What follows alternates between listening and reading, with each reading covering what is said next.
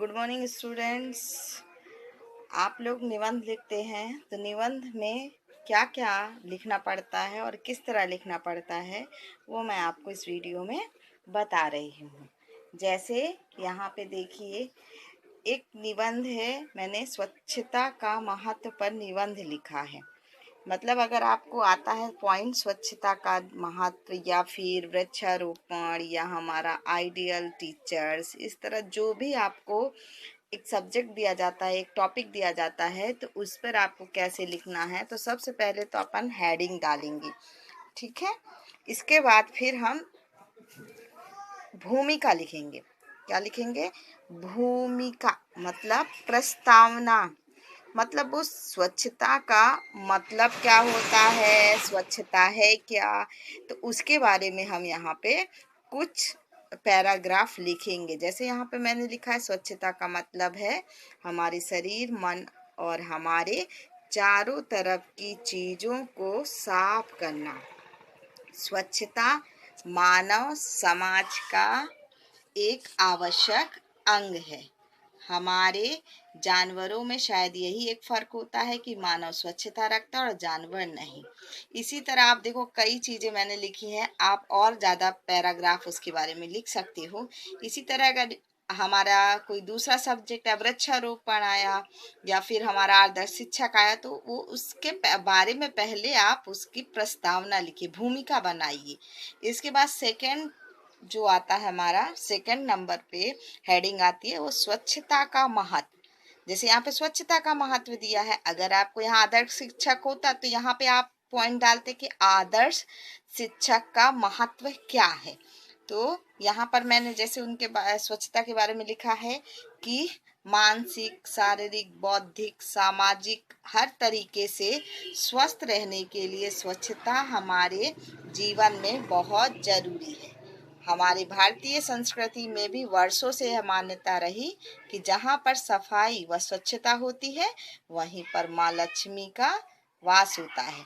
हमारे प्राचीन भारत के धर्म ग्रंथों में साफ सफाई, स्वच्छता के बारे में बहुत कुछ लिखा गया है तथा निर्देश भी दिए गए हैं। इसी तरह देखो, मैंने सेकेंड पैराग्राफ भी लिखा है।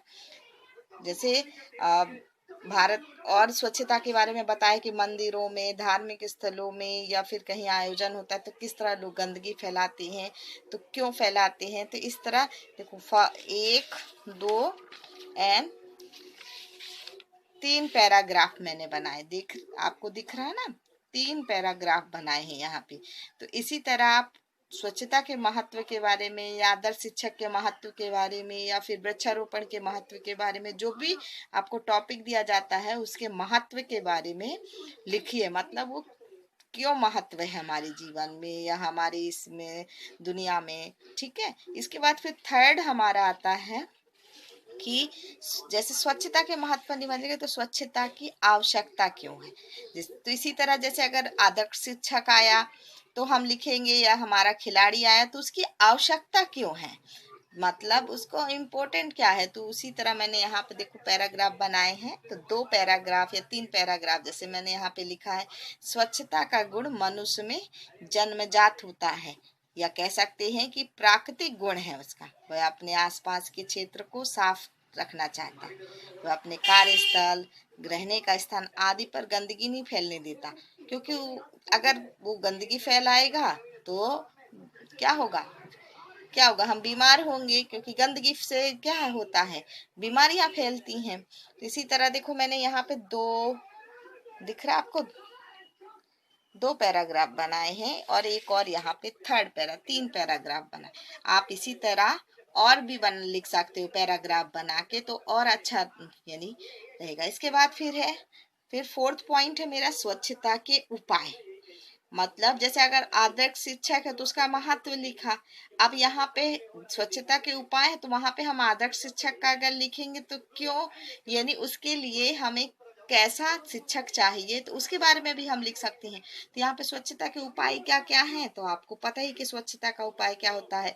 हम अपने घर के आसपास की सफाई करेंगे तो बहुत से रोगों कीटाणुओं को नष्ट कर देंगे। और सफाई रखकर क्या होता है, हमारे आसपास जब सफाई रहती है तो मन भी हमारा प्रसन्न रहता है और हमको यानी हमारा शरीर भी स्वस्थ रहता है। तो इसी तरह देखो मैंने तीन तीन या चार पैराग्राफ बनाए हैं, दिख रहे हैं आपको? ये देखिए, first and second and third and fourth paragraph बनाए। लास्ट में फिर इसके बाद हमारा फोर्थ के बाद फिर हमारा एक और पॉइंट आता है कि अस्वच्छता से हानियां क्या होती है। अब जैसे अगर आदर्श शिक्षक के बारे में अगर हम लिख रहे हैं तो उस अगर वो आदर्श शिक्षक नहीं है, अगर अच्छा शिक्षक नहीं है तो उससे क्या हानि हो सकती है हमारे जीवन में या हमारी पढ़ाई में, तो वो भी हम लिख सकते हैं यहाँ पे। तो यहाँ पे मैंने 1 पैराग्राफ बनाया है, तो आप भी बना सकते हो, आप 2 पैराग्राफ भी बना सकते हो और आप अच्छे से लिख भी सकती हो अपनी। फिर इसके बाद है देखो, यहाँ पे स्वच्छता के लिए नारे हैं, जैसे स्वच्छता अभियान का है तो नारे दिए गए हैं। वहाँ पे अगर हमने स्वच्छ आदर्श शिक्षक के बारे में लिखा तो उसके बारे में भी कुछ हम हेड यानी लाइन लिख सकते हैं, उनके बारे में कुछ अच्छा लिख सकते हैं, जैसे थॉट लिख सकते हैं ऐसे। और लिखे भी हुए हैं ऐसे कि जैसे हमारे टीचर्स डे बनाते हैं तो क्यों बनाते हैं, तो उनके बारे में भी हम लिख सकते हैं। तो यहाँ पे देखिए, यहाँ पे पॉइंट दिए गए हैं 1 से 10 तक, तो आप भी ऐसे वहाँ पे लिख सकते हो। लास्ट में आता है हमारा उपसंहार। उपसंहार मतलब होता है हमने क्या सीखा, मतलब है जरूरी कि नहीं है। तो उसके लिए भी मैंने यहाँ पे एक पैराग्राफ बनाया है, आप भी बना सकते हो और थोड़ा ज़्यादा भी लिख सकते हो। फिर बाद में धन्यवाद। तो इसी तरह आप निबंध लिखोगे। अगर पॉइंट टू पॉइंट अगर आपने निबंध लिखा तो आपको नंबर ज़्यादा मिलेंगे, क्योंकि जब कोई टीचर्स वहाँ पे चेक करता है निबंध तो आपका दिखता है कि उसने कितने सुंदर तरीके से निबंध लिखा है, कितने अच्छी तरीके से उसने इसको समझाया है। और पॉइंट्स टू पॉइंट्स लिखे तो उस पर ज़्यादा अच्छा लगता है, उसको देखने में पढ़ने में भी अच्छा लगता है और इस तरह लिखने में भी हमें आसानी होती है।